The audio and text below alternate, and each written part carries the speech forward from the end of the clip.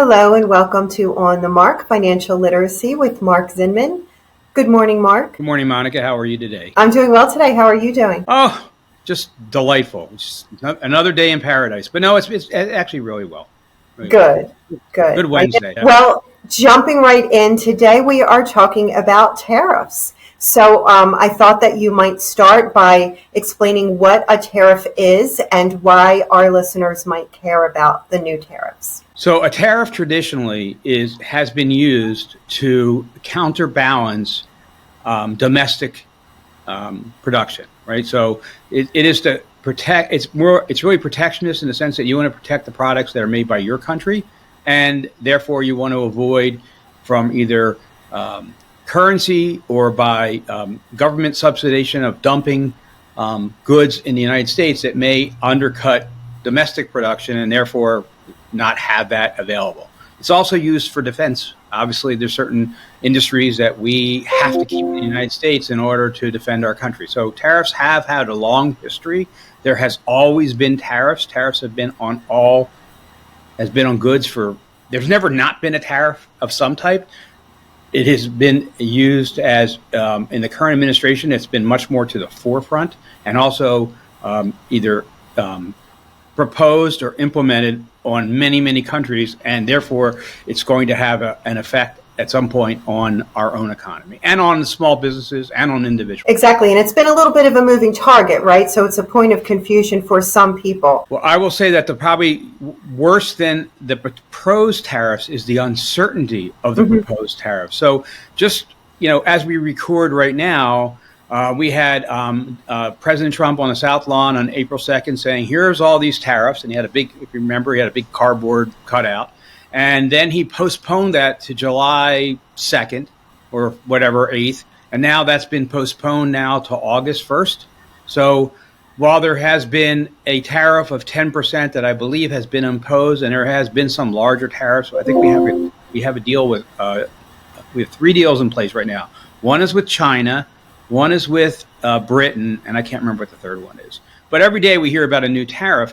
And the unusual thing is that you asked me what a tariff was. What the current government is using the tariff for is not typical. They are using it, I guess the stated goal has been to try and put tariffs on countries for which we have a trade deficit, meaning that they sell us more goods than we sell them. That has been the stated goal. However, it's become less clear because, like the other day, he proposed a 50% tariff on Brazil. And you say, okay, fine, that's like one of his tariffs. But Brazil, we actually have a trade surplus with. And his stated reason was the treatment of their former president. So we've now gone from economic to, in some cases, political. And regardless of what your take is, your pro-con, that uncertainty is really tough, especially on Wall Street and on small businesses. So for Wall Street, back in March and April when these were threatened, you saw the market take very wild swings, right? It was down considerably. There was talk of recession. And it sort of rebounded. Part of the reason is that the market does not like uncertainty. But with a president like Donald Trump, who keeps threatening and then not doing, or threatening and then pushing it back, the market has been less reactive to his speak and more reactive to what the actual result will be. So when the tariffs are actually put in, if they actually go in August 1st, then we'll see much more of an economic hit, or especially to those vulnerable stocks on Wall Street, and how that affects most of our non-business listeners is obviously your 401k, your investments. They're going to be, hopefully it'll be temporary, but tariffs are taxes, and tariffs fuel inflation. And on the buyer side, and we'll talk about the small business owner side, but on the buyer side, it might also impact consumers' buying strategy. Would you agree? Right. So one of the things that have been said, which I think is totally false, is that these tariffs will be paid by the manufacturers in the countries. That is not true. Tariffs are paid at the port of entry. Now, how that is handled, we've heard that larger companies may absorb some of those tariffs. Smaller companies, like small businesses, like our types of clients, and mostly listeners, they're not going to have the ability to do that. So it doesn't necessarily mean that if a tariff is 10%, that everything's going up 10%, but it does mean that there's more economic pressure to raise prices than to lower them, and that's the definition of inflation. There you go. And so that segues us perfectly. Thank you for that explanation, Mark, into maybe you could talk a little bit and provide some guidance about different options that might be available to small business owners as any tariffs may impact their pricing strategy or their operations. So a couple, two, low-hanging fruit options would be to maintain a greater level of inventory than heretofore. Now, of course, there will be costs associated with doing so. That's one option. Another option might be to seek different suppliers and really change their supply chain. Can you talk about those two and perhaps some other options that small business owners might consider as they prepare for what they may be facing in the near future? Right. So I'm going to take one step back and talk about individuals. So people are saying, and I'm putting that in quotations because I don't actually have a quote, but people are saying, well, he's talked about all these tariffs. He's put 10% tariffs. There have been other countries with certain tariffs that have been put on. Certainly the more punitive and larger ones have not gone into effect yet. And we haven't seen like a substantial change in our daily cost. And you see the inflationary numbers. I think it came out the other day, it was 2.7%, which was up, but it's still well below what it was when President Trump got in office, which it had been higher and been going down. Well, why? Well, that's part of the answer to the small business, because there was some grace period of saying, well, they're not going to go into effect until this. And a lot of people, and small businesses specifically, stocked up on inventory. They bought months and months of inventory, and even economists, and we're seeing it ourselves with our clients, they may have inventory enough to get through the summer. So after Labor Day is when you'll start to see, unless there's a change, we'll start to see the prices go up, because two items that are made almost exclusively in China are bottles and car seats and toys.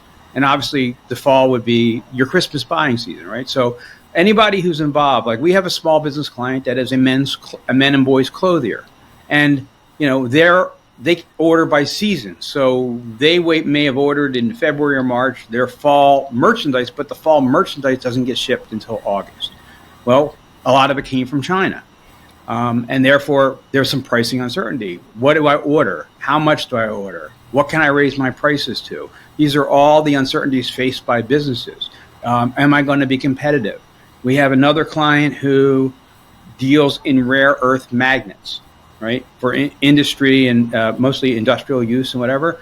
And there is a very long lead time because it has to be shipped here, and all those come from China. And he's told us that he's been unable to buy any this year because earlier in the year there was a moratorium by the Chinese government on the export of any rare earth. That has since been lifted, but right now, I believe he's in a 25% tariff, but it might go up to 50. And so on the plus side for that, early on, because it's in such a niche market, he's been able to increase his prices significantly. So short term, he'll make more money, but long term, there's this uncertainty of how do you replenish your inventory, right? The clothier, a lot of his suits are made in Asia. What do you buy? And part of the other problem with the Trump tariffs is that going back to the Biden administration and even the first time that Trump was in office, there was encouragement of Asian manufacturers to get away from China and shift that manufacturing somewhere else. So a lot of them shifted to Cambodia and Vietnam and other countries, but those countries have tariffs on them now too. So think of the U.S. economy as this huge ship, an aircraft carrier, right? And you need to turn it around.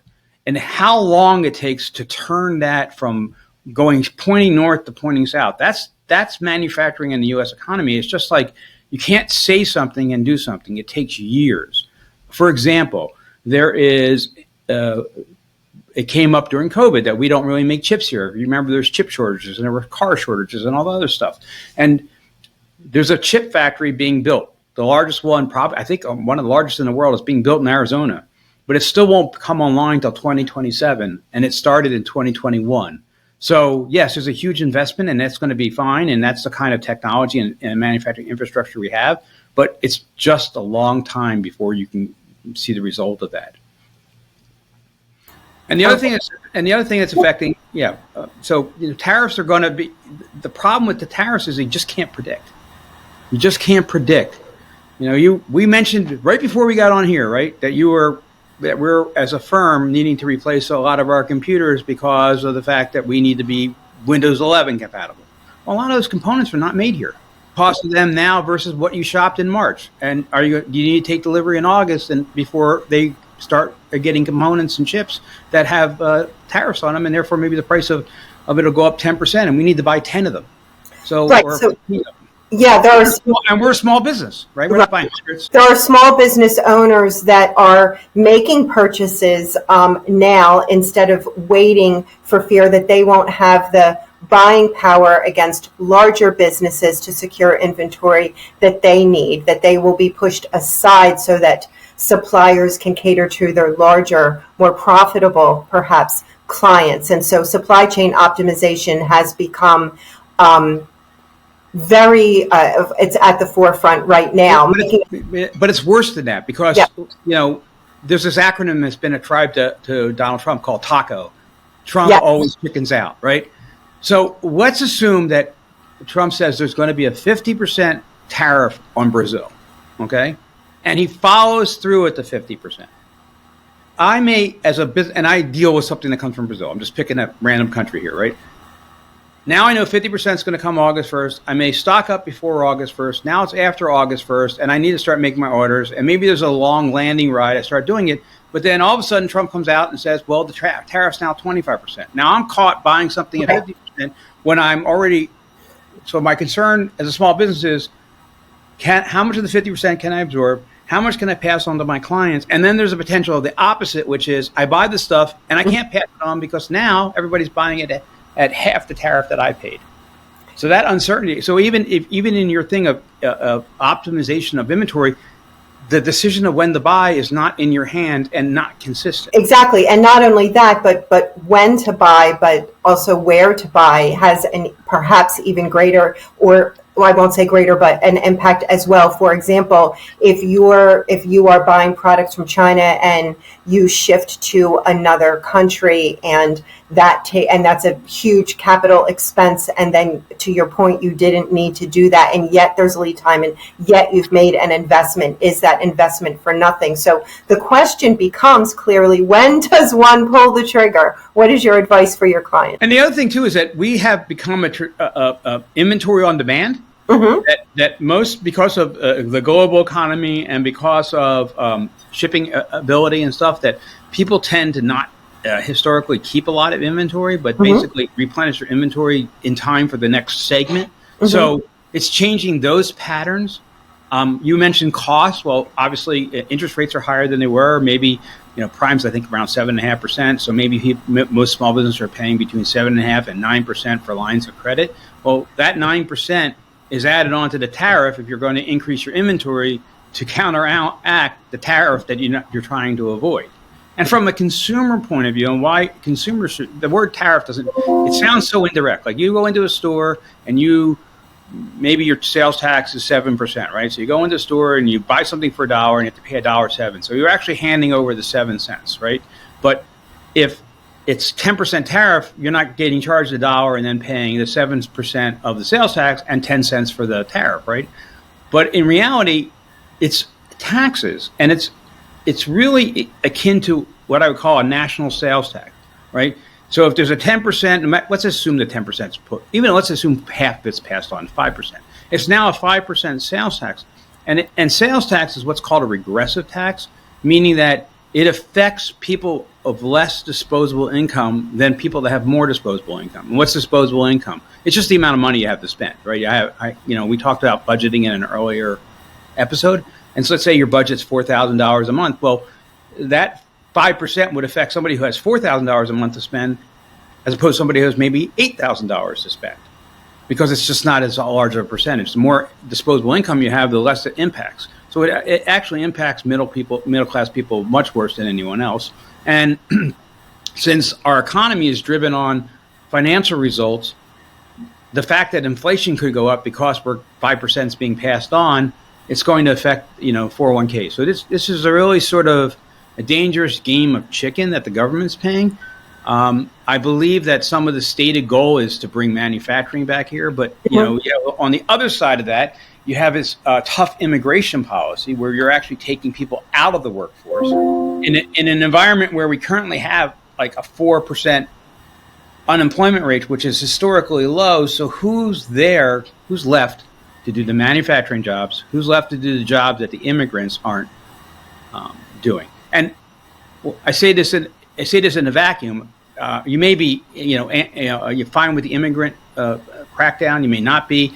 It depends. But the effect of all these policies have an effect. It's like a ripple effect. This thing affects that thing. So you have to be prepared to fill that in. And we just don't. That uncertainty right now of how that's going to is going to be significant impact on the buying habits of consumers and how businesses are going to go forward. I mean, there's a lot of things. There's not a single appliance that's built in the United States. Okay, they're built in Mexico. They're built in Asia. So, refrigerator, or dishwasher. A person who does kitchens, right? The cabinets might be here in America, but the appliances to go in them aren't. So think of all kinds of small businesses, and tariffs affect them because of some part of their supply chain is not going to be. And it's even funny, like one of the big things in the big beautiful bill is a $10,000 deduction for American assembled cars. Not American car manufacturers, American assembled cars.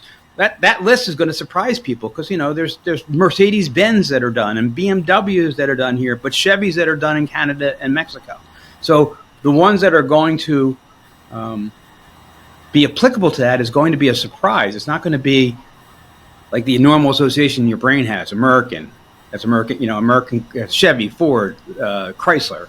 Or American manufacturers, and the other BMW and Mercedes and other ones like that are not. But that's not how the global economy. So, you mentioned clothing manufacturers and sellers, and certainly everyone is very familiar with Zara and their model and turning over inventory hyper quickly. They certainly have manufacturing in various locations, so it's a good example and a bad example at the same time. But aside from clothing and toys, will the tariffs have any impact on food purchases and the cost of food in the United States? It will, because like even the other day, there was a 15% tariff put on tomatoes that come out of Mexico.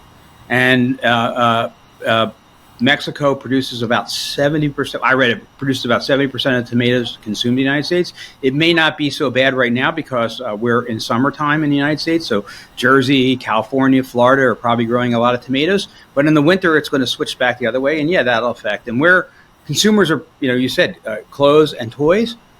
What are the major purchases in the fall? Back to school, you're buying clothes for your kid.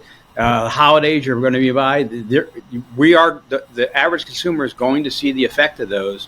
I know that my wife made a comment. We're planning a trip maybe in the fall, and she wants to buy some clothes for that trip. And she was commenting to me how much more expensive the clothes that she is buying now than the last time she bought clothes.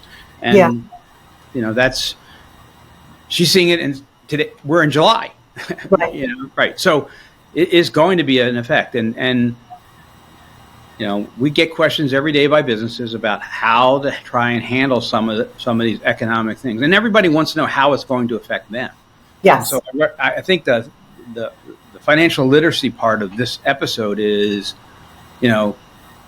tariffs are not something that's on big businesses and it's just out of sight.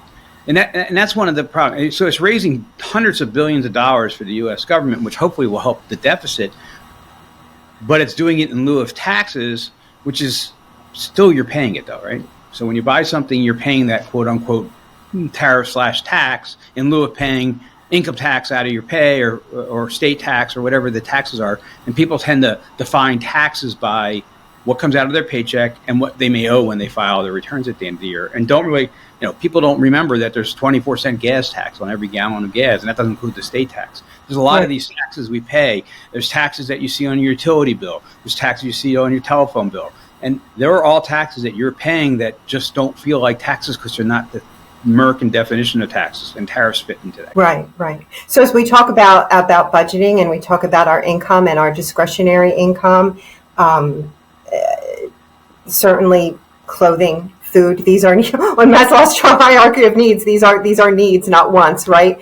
Food and clothing. So certainly will impact everybody, not just certainly big business, but small business owners have to make a decision as to how they are going to prepare for any possible disruptions in their supply chain, either because the elements that they need are not available to purchase or are too costly to import. Well, do they look for a domestic supplier? How do they raise their pricing? What is their pricing strategy? Well, there's several layers to that. One is that, we're a consumer driven economy. So if consumer buying habits change, then the supplies that, so a normal supplier of clothing will buy a certain amount of clothing based historically on what we sold. But if all of a sudden people are buying 10% less clothing because it costs 10% more, that affects and you don't know, because it takes time to build up that inventory. So, and the other thing is that, you may hear like inflation's at a 2.7% average, but like when we had the issue with eggs in the spring, right? Eggs were like $2 and then they were $7. So maybe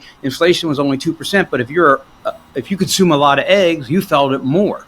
If you're going to consume a lot of clothing and you're going to consume, and that's a need as opposed to a want, then something else is going to give. So what's that ripple effect going to be? Overall, it's the inflation number that affects. So if inflation is up 5%, in order for your wages you need a 5% raise. But you may be affected disproportionately because of your mix of what you're buying. I mean, gasoline prices are down, but if you drive a fuel efficient car, you weren't buying as much gasoline as if you have a construction vehicle that you need in your construction. Maybe you're putting in $100 a week, where somebody else is putting in $30 a week, right? But they may use their other $70 to buy something else that may be just as expensive. So, right. So that is great insight. Thank you so much. I know that we have some bonus content following today's episode from a company named Exact Solar, who imports or through their supply chain, there is the import of some products for their panels. And that was a great example in that conversation of a supplier a company who changed their inventory and then started working with their wholesalers on changing the origin of supply. Yeah, to make sure that they could control their prices, but they still have some uncertainty because they have uncertainty. We had the big beautiful bill. The tax credits on solar end on December 31st. So there's a business now who is being affected by a government decision that was abrupt and that may or may not change in the future. Everybody's going to buy solar now. Who's going to buy solar in January? Who's going to buy electric cars in January because the $7,500 going away at the end of September? So this all affects our buying power, and it's all intertwined with the economy. And all intertwined with our individual budgets and how we look at our staffing, how we look at our equipment purchases, how we look at our inventory purchases from business. Well put. Okay, so I hope that everyone who is watching or listening to this episode will stay with us for a couple more minutes. We have, again, some commentary from Exact Solar, located out of Pennsylvania, that speaks to how they are addressing their inventory needs in the short and potentially longer term. But I thank you so much for your time, Mark, and we look forward to seeing everyone next Wednesday. Take it easy, Monica. Everybody have a good day. We have Aaron Nicklaus with us today, representing Exact Solar. Aaron, thank you so much for joining us today. Good morning. Yeah, good morning. It's a pleasure to be here. You know that a lot of businesses, large and small, knowing that tariffs were going to go on, went out and maybe stocked up on inventory and stuff like that. So two things are going on right now. One is that the tariffs, the ultimate value of those tariffs keeps changing and the dates keep getting pushed back, although there are tariffs on a lot of countries now that may end up going up.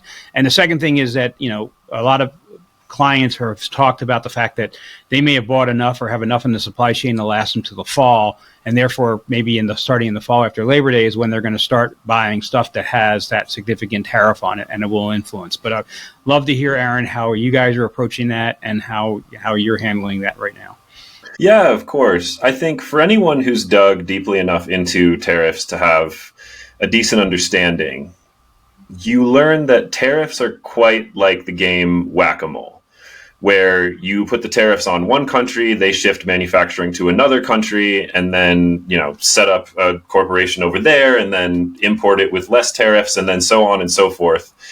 That's what's been happening for a long time with Southeast Asia. You have Chinese companies who started manufacturing in Southeast Asia and then were importing for less. A headline that came out a few months ago was 3,000% tariffs on solar panels. That happened because of some manufacturers in Cambodia. They are linked to Chinese companies, but they're not Chinese themselves. They're exporting from Cambodia to the United States. So there's a lot of news and hype about it, but to be honest, we've been so focused on redoing our pricing in light of the changes in the One Big Beautiful Bill and everything that was coming and all the stuff that we had to deal with around advocacy for that and the solar incentives, that we haven't talked about tariffs too much. And one of the reasons for that is we did stock up on inventory, like you mentioned. There was an article in NPR back in January where our president, Doug Edwards, is standing in front of the pallets and pallets of solar panels in our warehouse that we bought ahead of time. And we're still on that inventory, so we haven't had to raise our prices yet. And a lot of manufacturers are in totally different countries and have totally different tariffs. Like, for example, REC, which is kind of the gold standard in solar panels, only has 10% tariffs because they manufacture in Singapore. And so Carrie Hayes, who lives right down the road from me, their president, has been saying it's a great time to be them. So you are taking the approach that you have stocked up on your inventory, that you have options if and when tariffs go in to change suppliers by country. There's enough supply out there in different countries that perhaps that would be the way to minimize the effect of tariffs on your business. So as we talk about supply chain disruptions, right, that's what you have pivoted to other countries as to source your supplies in anticipation of wanting to maintain your material costs, maintain your profit margins, try to protect your clients from any potential price increases. Please speak to as you think about your value chain and downstream and upstream, how much lead time are you recommending, Aaron, and you, Mark, that small business owners prepare for changes to their supply chain, since we are right now living in an environment where there is significant uncertainty and everything is fluctuating, if not weekly, daily, or hourly? We go through distributors, and they're the ones handling most of that, and they're the ones who are able to find better pricing on certain components. So I'll let you handle what you would recommend there. Right. So in your situation, there may be an opportunity in your company situation to buy inventory ahead of time and maybe have a little more carrying costs on your inventory than you would normally have in order to defer the tariffs. There are other clients of mine. An example could be a store that sells clothing where a lot of their inventory comes from Asia, and that is seasonal. So they would be ordering their fall stuff in January, February, and taking receipt of it in August. Well, the tariffs are imposed when the item is shipped out of the country or when it's received here, and the tariff is paid before it can be released from the port. So they may be more volatile to tariffs than maybe you are currently. But I'm assuming that your game plan and the game plan of a lot of businesses is to try and think 3 or 6 months out, both in what's in your pipeline versus where you're getting supply from, because obviously you have to be able to give someone a reasonable quote that you can stick by.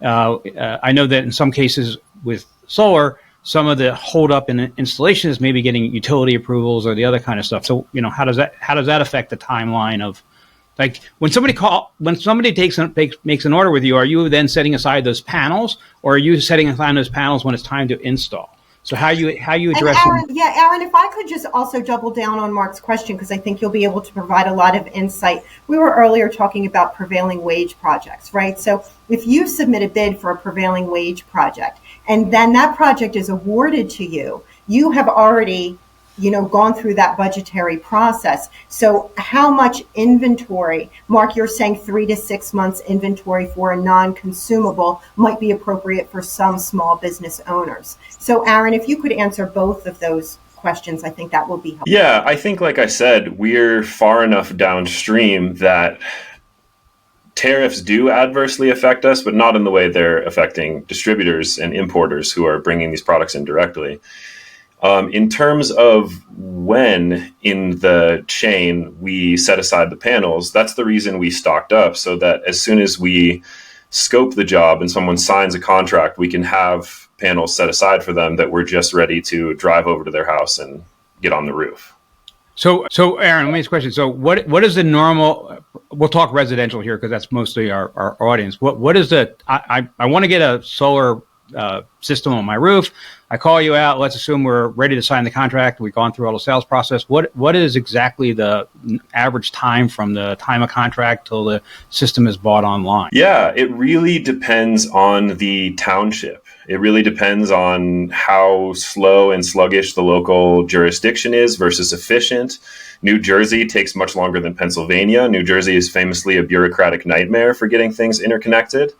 And they just passed a bill that's going to streamline residential permitting reform. And hopefully they claim it's going to be instant when they claim within 1 year, there will be an online platform where you can submit proposals and you'll get instant approval. It's a state government, so we'll see. The local township permitting it, or is it the utility like PECO's Pennsylvania for accepting? And I know you have to have a 2 meters when you have solar? So the township permits it, and it just depends on their regulations in terms of how much space you need for like fire crews to walk around the array on the roof.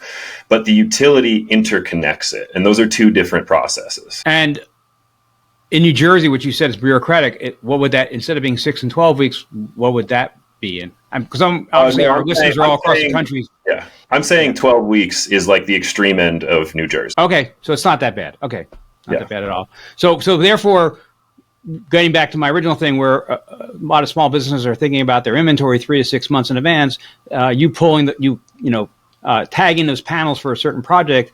At worst, here you're only talking about 3 months ahead of time. So your ability, the influence of tariffs on any current project is limited by the fact that you already have those panels and they're earmarked.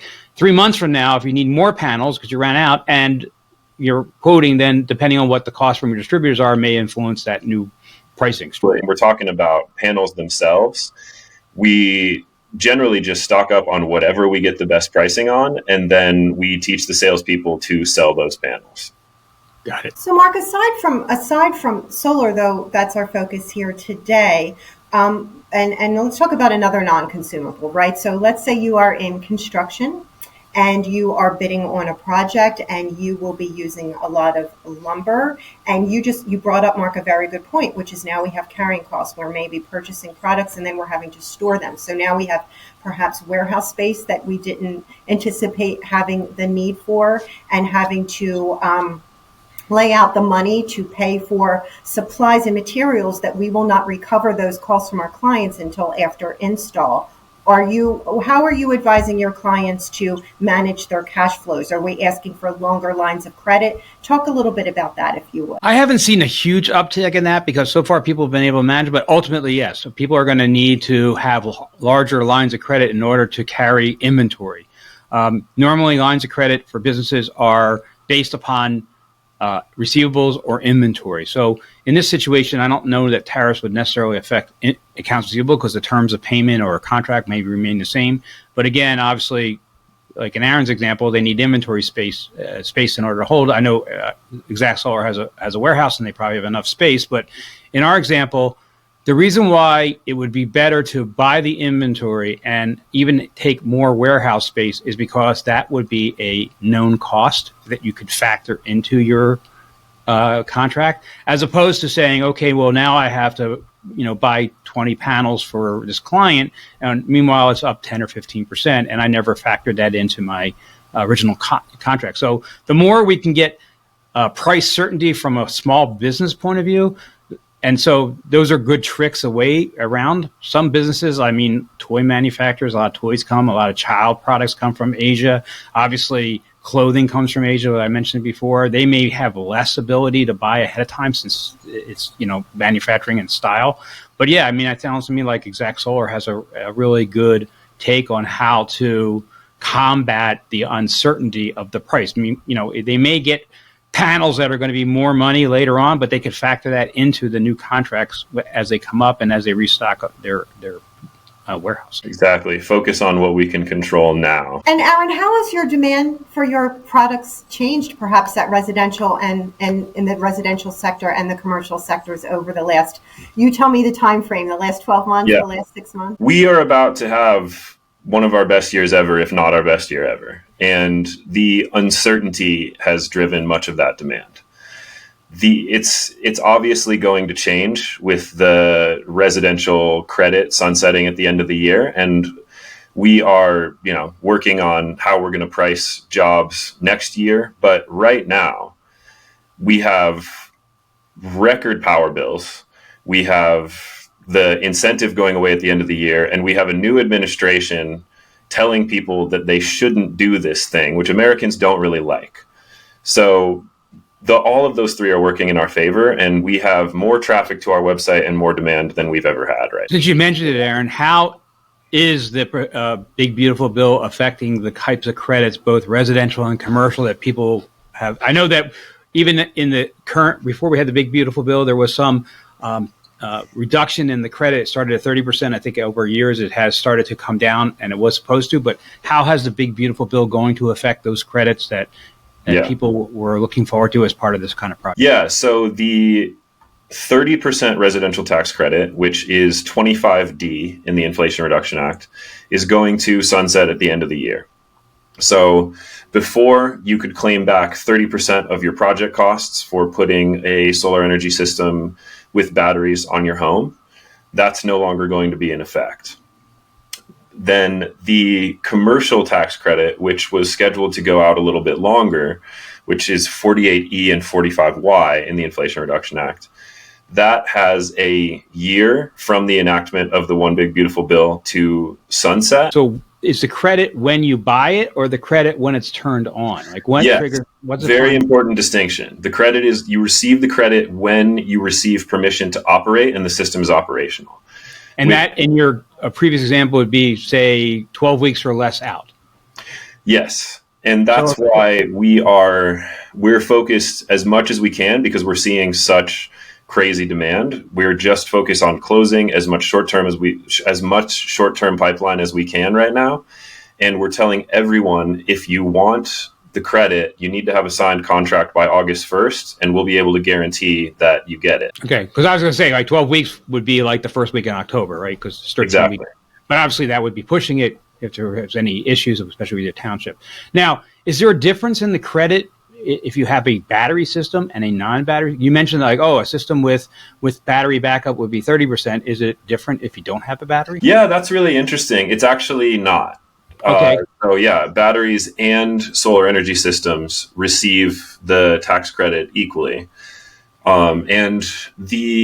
So I need to get some more clarity on this, but the tax credit for batteries is actually going to remain through 2030 because everyone agrees that we need batteries, both utility scale and residential. I'll have to double check if it's staying for residential, but on the commercial scale, the tax credit for batteries is staying through, I believe, 2030. And then the tax credit for manufacturers, which is 45X, is staying through 2033. I might have gotten those years mixed up, but both of So those. you brought up a good point. So we talked about solar panels. Where do the batteries come from? Yeah, most batteries are unfortunately made in China. There's really not a lot of domestic battery suppliers. Enphase is starting to manufacture batteries in the United States, but we're pretty far from a domestic battery supply chain, especially with the critical minerals that you need to make them work. So my question would be, is that a price or a product that you sell that which prices are being at all influenced by tariffs or things you have to be concerned about? Or you still have enough in stock that you don't have to worry? We mainly use Enphase as our battery supplier. And at the moment, they have been able to create a product that you can claim domestic content for. So right now, the pricing hasn't changed that much. So what percentage of the solar systems that you sell would have residential would elect a battery component, which I guess would be in lieu of having a generator, right? Yeah, right now it's about 25%. And that has gone up significantly in the last couple of years just because battery technology has become so much more efficient, and you can do way cooler stuff with it now. So there's a lot of more people are interested, and we just had a huge outage a couple of weeks ago. If you remember, 200,000 people without power, and we did a big ad campaign around that. And almost everybody who's come in the last 2 weeks is interested in the battery system. Let's finish on a note of what challenges the alternative energy sector is facing, what opportunities are there to be exploited, anything you'd like to share about your industry. Yeah, I think it's very apparent that the injection of capital that Donald Trump received from the fossil fuel industry, that he stood up and asked for when he asked for that $1 billion donation from the fossil fuel industry, it's very clear that that injection of capital is dictating a lot of the energy policy of the current administration. And we hear about data centers and rising energy needs every day. That's been a huge topic in the news.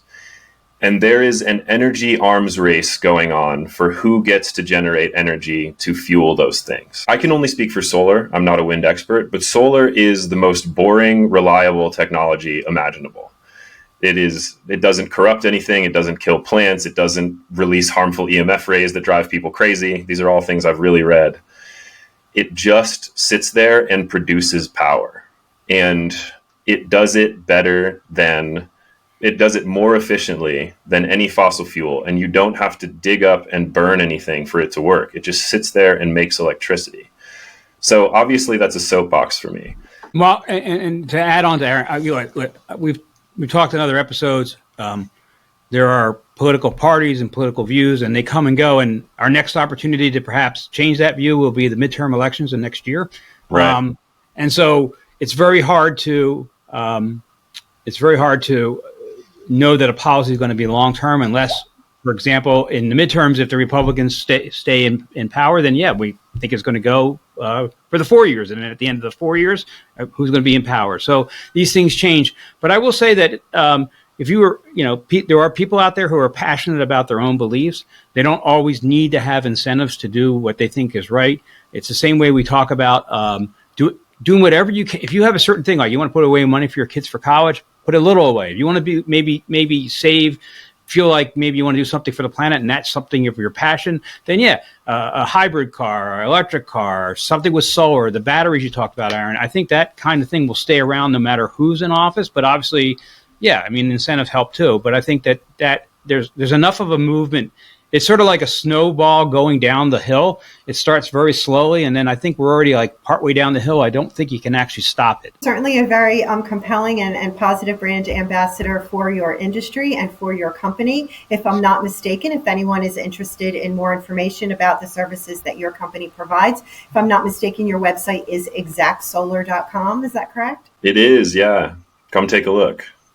Absolutely. And I want to thank you for being so generous with your knowledge and your time. And thank you, as always, Mark, and thank everyone for watching or listening to our episode today. If you have any questions, please do visit onthemark.cpa, and we look forward to seeing everyone next Wednesday.